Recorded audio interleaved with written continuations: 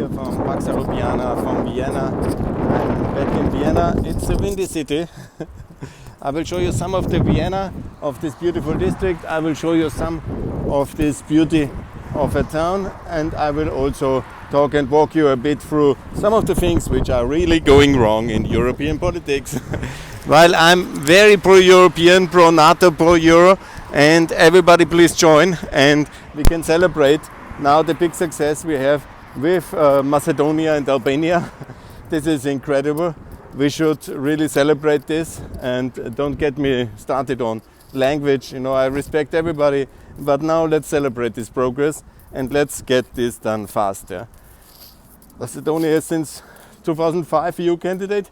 I'm confident they can do the negotiations in 2 years. They could be concluded easily, technically, but sleepy Brussels might take longer.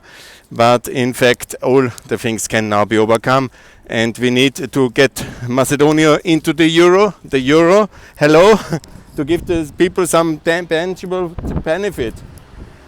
Because the problem is again the following. After the referendum, when the name changes were approved, it was also then a big zero afterwards, yeah, for the people. And then it is of course very difficult. And when you don't deliver something tangible, and then the disappointment comes. And it will be much more problematic with women in power. I can assure you that. So when we need successes, here it is. It's the euro for Macedonia and for Albania and for Bosnia immediately. And I'm very happy with that progress. But we need to achieve some other things here as well for the countries like Romania, Bulgaria. Now also the Bulgarians need to have a benefit. That's the Schengen membership of Bulgaria, Romania. Hello Europe. Somebody working? And go on holiday, because we're in the middle of a big crisis, the biggest crisis since the early 70s, and we need to work. It's not the biggest crisis in the world, but it's a very serious one, and we need to work. So get energy going and get the things done, and let's move on. So we have no problems on that one, yeah? And the situation is and must be very clear. From here I say that loud and clear. I think yes. Good, guys, yeah? Here's the point, yeah? What we need to do is to get faster going and to enlarge the European Union, that's clear, and to cut Russia completely out of our mineral, gas, energy and industrial processes as an aggressive warmongering power. So it should be. So I have to cross here. This is, by the way, quite a terrible road. Imagine, that's the Western Station, and this should be a very badly designed road. I've shown you some of these parts because it's also where I live in Vienna, and I want this to change. Can anybody do something about this? Anyhow, very annoying. You know the process already. I never put my shoelaces very good, and so I have then to improvise a bit with you guys here. But I will tell you exciting news what I will do with the European energy market in a second after I'm safe from falling over my own shoelaces, which I always do so badly. Good. I will show you this beautiful part of the town. Thanks a lot for your attention, and I will keep you posted that we need to cut all gas from Russia and all uranium. And tomorrow they will open the gas pipeline number 1 again, and that's a big disaster. And in Germany and Austria it's like a celebration. We are safe again. This is so disgusting that we are in this big war and we have this big energy crisis, and like we wouldn't be in the war. In Austria, oh, we are neutral, and it's absolutely disaster. The only thing the Austrian media is concerned is with energy, as if it would only be about eating, drinking and buying energy. It's only 15% of our overall EU demand. And I understand that's of course calculating everybody inside, but we are one union. Since 20 years, when I started for Paul Rübig, we are talking about European energy independence and infrastructure. If we have not managed to unite our energy infrastructure from Spain to Estonia in the last 20 years, then I'm really very disappointed. And then let's get it done. 15% consumption reduction, good, it's a lot, it's very serious. It is not easy, I never said that, but it can be done. And it's not the end of the world like German industrial leaders in the service of Russia are claiming. This will be the mass unemployment or the end of industrialization. It will just be a bit more expensive. Yeah? And the 15% cuts, they can be done as well, because much of the gas is wasted today to produce energy, and that's very, very bad.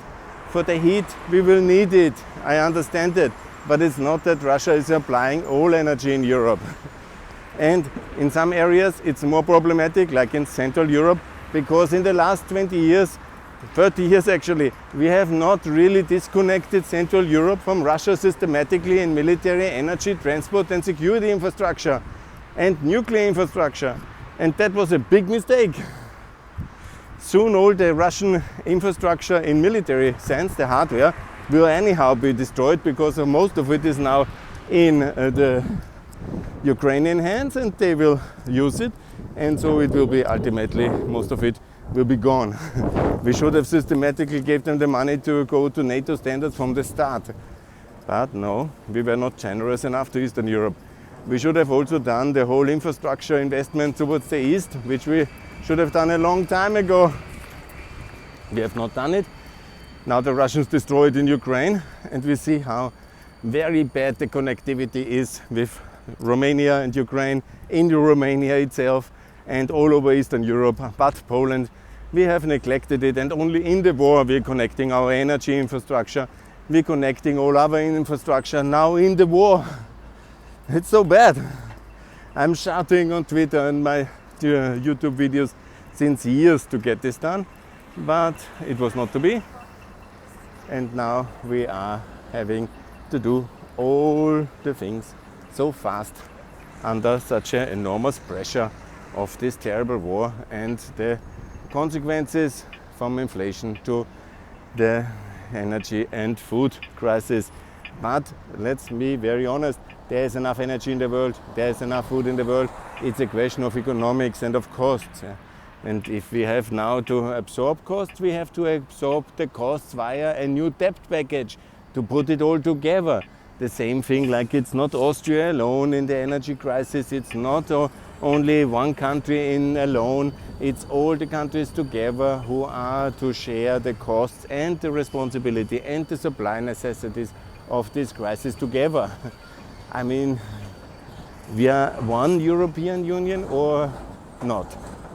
How come that some countries consider themselves as we are alone, like Hungary, Austria, Slovakia? It's not the case. It's not the case.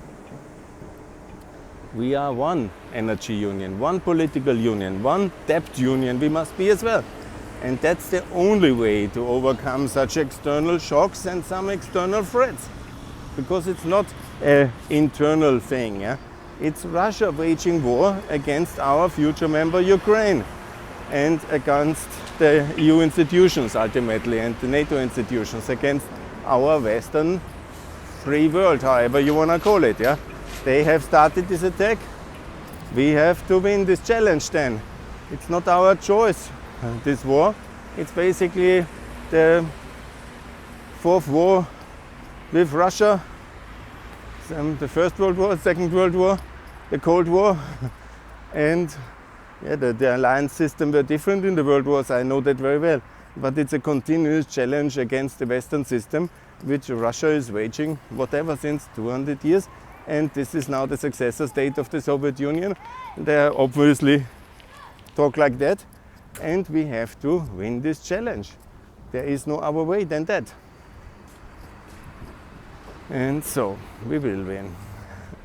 There's no doubt about that one. But you know, the things which we have done now in terms of progress and in terms of improvement, there are good steps like Sweden, Finland. I don't want to diminish them. They are very important. Yeah? And there is also good steps with Macedonia and with Albania. Very good. But all this could have happened a long time ago. Same like Romania and Bulgaria in Schengen. Could have been reality a decade ago. The OECD membership of Romania, Bulgaria and of Croatia, very good. Now comes the euro for Croatia, but still I didn't win the argument about Bosnia, about Albania, Macedonia, because that's the logic of it all. But I will win this argument as well. So Austrian NATO accession obviously is the next one. You know, we have done some progress, but when I go with my NATO flag for various buildings, it is not so 100% convincing. And it's not changing the world. I understand some people joke about me and say, Günther, just because you go to some buildings and wave with the NATO flag, it will not change the world. I know that. Thanks for telling me this information. I'm happily accepting, and I understand that as well. But can be, I think, that we improve some things and we get some things done. Good. That would be good. I think yes. Now I show you that really very beautiful building. Guess what it is? It's very beautiful. The Castle of Schönbrunn.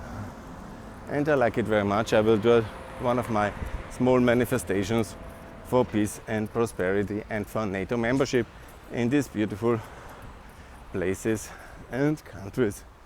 And I will try to do my very best. And all these angry anti-Americans and all these enemies of freedom, the anti-Americans and anti-capitalists, the protectionists, the xenophobes and the people who want to close all the markets as a protest against everything, the people who want to exclude the Balkans, all these very troublesome people, they are definitely very much thinking that they will win in the backing of Russia, but they won't. They won't. Austria will also join NATO. I'm confident, and we will open the labor market for all the good Western Balkan people, the European Western Balkans. We have to exclude Serbia, unfortunately, because they are not ready for the decency. What needs to be done is to promote federalism in the Balkans, federal Serbia, it must be reformed, federal European Serbia, also federal Bosnia, and there must be significant reforms on that one.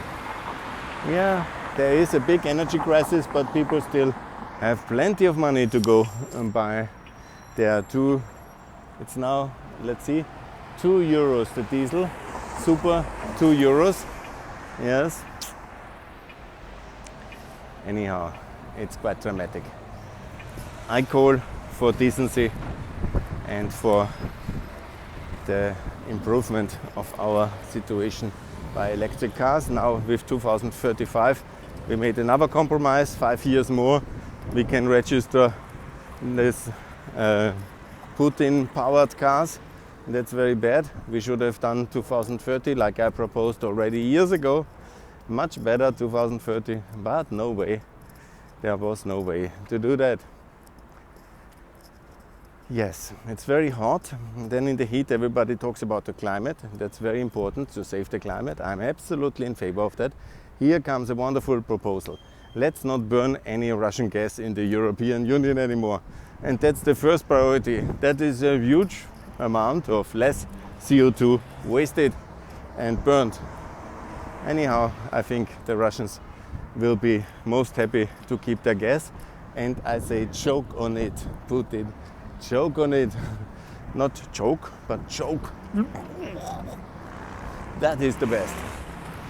Wow, what a heat. I'm really happy to see that the weather is perfect. Tourism has picked up. I think it will be interesting to see the beauty of this castle. In the coming hours I will show you some of these places and I will keep you posted from this beautiful place. And please, Austria, join NATO, and please, Montenegro, the EU, very fast. Yeah? Bosnia to be in NATO together with Kosovo and Austria, of course, and that will be very important for the security and peace in Europe. Thanks a lot. More to come from Pax Europiana. Bye.